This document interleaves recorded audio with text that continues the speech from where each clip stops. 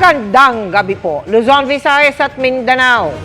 Pirmado na ni Pangulong Bongbong Marcos ang executive order na bubuo sa Independent Commission na layong imbestigahan at mapanagot ang mga nagnakaw sa kaban ng bayan. Bagaman wala pang pinangalanan sa tatlong magiging miyembro ng komisyon, inilatag na ang kapangyarihang saklaw nito na kahalintulad ng isang hukuman. Kabilang dyan ang pagsasagawa ng mga pagdinig, paglalabas ng subpoena at pagre-rekomenda ng kasong pwedeng isampa sa mga mapapatunayang sangkot sa anomalya.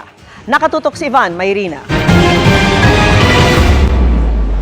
Sa bisa ng Executive Order 94 na nilagdaan ni Pangulong Bongbong Marcos ngayong araw, binuo na ang Independent Commission for Infrastructure o ICI.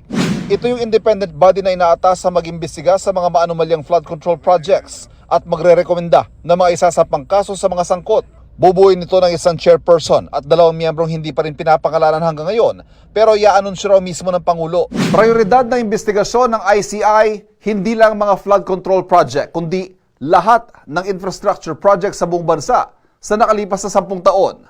Saklaw niyan ang mga administrasyong Aquino, Duterte at Marcos. Mga paglabag sa Anti-Graft and Corrupt Practices Act, Code of Conduct and Ethical Standards for Public Officials at iba pa mga batas ang tututukan sa investigasyon ng ICI. Dito ibabase ang rekomendasyon sa paghahain ng kasong kriminal, sibil at administratibo. Kahalintulad ng hukuman ng kapangyarihan nila, pwede magsagawa ng pagdinig at maglabas sa mga sudpina para magpatawag ng testigo at dokumento. Pwede rin sila magrekomenda para sa pagsasailalim sa Witness Protection Program. Pwedeng humingi ng report ang investigasyon ng mga komite ng Kamara at Senado, mga court records sa Sandigan Bayan, at maging mga libro, kontrata at bank records. May kapangyarihan din ng ICI na magrekomenda sa otoridad na maglabas ng whole departure order, magpauwi ng nasa abroad, at magpa-freeze sa mga ari-arian, mga deposito. Kung may sapat na basihang ang mga ito ay galing sa anomalya sa flood control o infrastructure project, pwede rin sila magrekomenda ng agarang pagsuspindi sa mga pampublikong opisyal at magrekomenda ng parusa sa mga tatanging humarap o tumestigo sa isinasagawang investigasyon.